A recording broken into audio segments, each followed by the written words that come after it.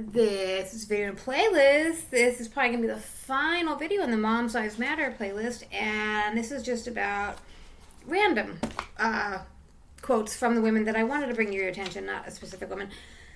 How about Corinthians 7:14?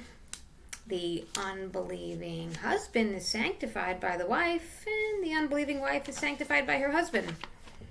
Or else your children are unclean, but now they're holy. 1 Timothy 5:2 says, treat older women as mothers and younger women as sisters with absolute purity. Ruth 3:7, go not empty into your mother-in-law. Numbers 5:6 is a law that's very specific to be a man and women to speak to the children of Israel. That says, when a man or woman shall commit any sin that man do commit and do a trespass against the Lord, and that person be guilty, then they shall confess their sin which they done, and he shall recompense his trespass with the principal thereof, and add a fifth part to it, and give it to him against whom he's trespassed.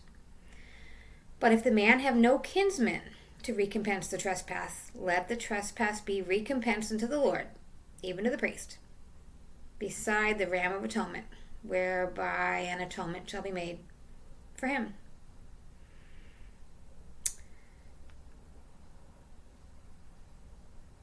Numbers 30, line 9, any vow or obligation taken by a widow or divorced woman is binding on her.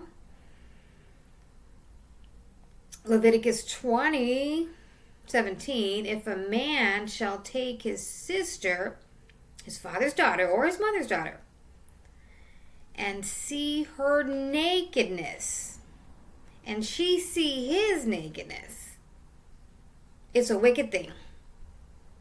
They shall be cut off in the sight of the people. He has uncovered his sister's nakedness.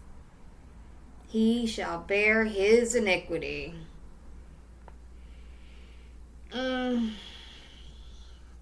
Leviticus 21 is probably a message to the priests. It says, if his sister is a virgin nigh to him, which and she has no husband, for her he may be defiled.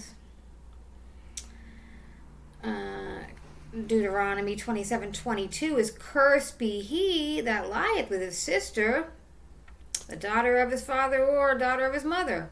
All the people say amen. Romans 16:15 says to salute Julia. Salute Philogilus, Julia, Nereus and his sister and Olympus and all the saints which are with them.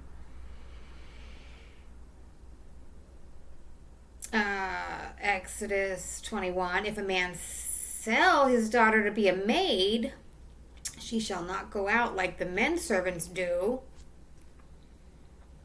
I'll just remind you that it's probably illegal to sell United States citizens that are not convicted of crimes. Okay, anyway, Deuteronomy 24 says when she's departed out of his house, she can go be another man's wife. Deuteronomy 24:2. Right there. She's allowed to go do and be another man's wife. Okay, how about Deuteronomy 24:5? But when the man's taken a new wife, he cannot go out to war, neither be charged with any business. He has to be free at home to cheer up his wife, because she's depressed. Okay, how about Exodus 21, if a man take another wife, second wife, the food, raiment, and duty of marriage shall not diminish. And if he doesn't do those three things to her, which includes dick, right? Her raiment, her food, her duty of marriage. I think that means dick. If he don't give her the dick, then she should go out free without money. How about a woman will compass a man? That's Jeremiah 31:22. How about Mark 12? If a woman put away her husband, and is married to another, she commits adultery. How about 1 Corinthians 7:34? There's a difference between a wife and a virgin. The unmarried woman careth about the things of the Lord, that she may be holy both in body and spirit. But she that's married careth for the things of the world, how she may please her husband. Exodus 22:17 talks about the dowry of virgins. Somebody's got to pay, either her father or the dude, I'm not sure. How about Numbers 27:7, when Zelophehad's daughters are saying is right, you must give them property as an inheritance among their father's relatives and give their father's inheritance to them. How about 1 Corinthians 7:3, let the husband render unto the wife due benevolence, likewise the wife unto the husband. 1 Corinthians 7:4, wife has power over the husband's body. The wife hath not power over her body, but the husband, and likewise the husband hath not power over his body, but the wife.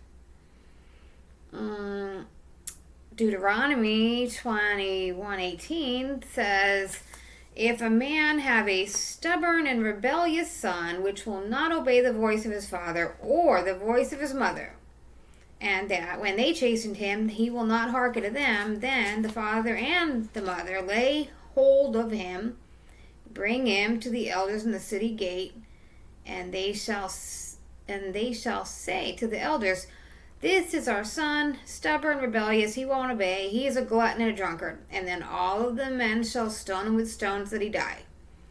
That thou shalt put evil away from you, evil away from among you.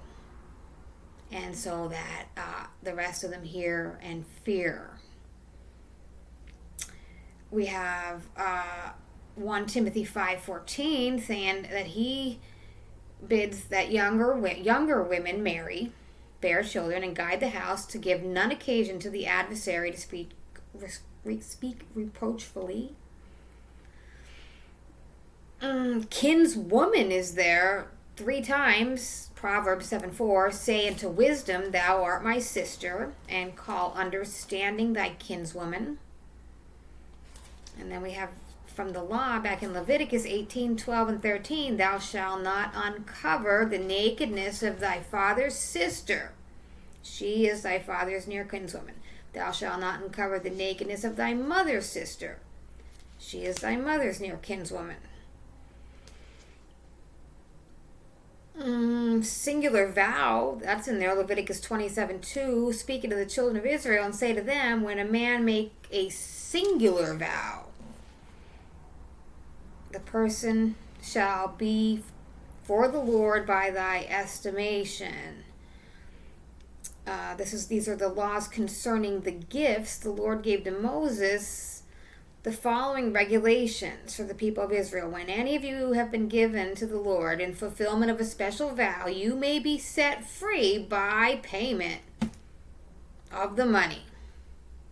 The following sums, according to the official standard: an adult male, 20 to 60 years old, 50 pieces of silver. Adult female, 30 pieces of silver. Young male, 5 to 20 years old, 20 pieces of silver. Young female, 10 pieces of silver. Infant male under 5, 5 pieces of silver. Infant male, 3 pieces of silver. Male above 60, 15 pieces of silver. Female above 60, 10 pieces of silver. If any of you make a vow and are too poor to pay the standard price, you shall bring the person to the priest, and the priest will set a lower price according to your ability to pay.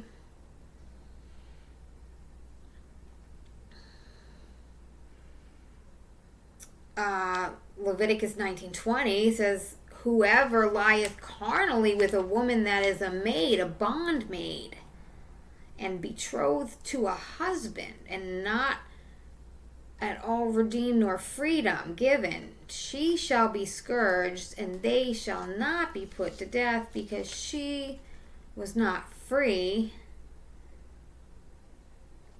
How about Genesis 24:8? If the woman won't be willing to follow you, then thou shalt be clear from the oath. Just don't bring my son here again.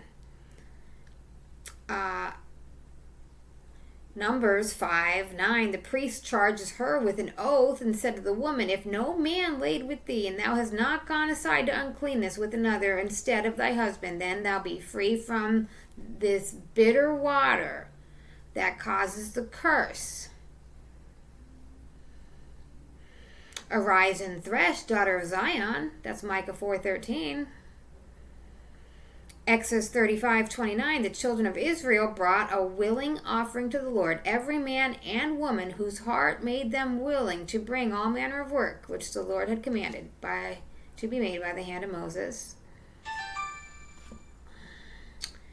Whoso robbeth his father or his mother, the same is the companion of a destroyer.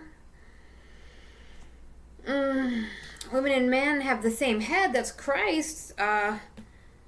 Woman, the head of every man is Christ. The head of every woman is man, which is Christ.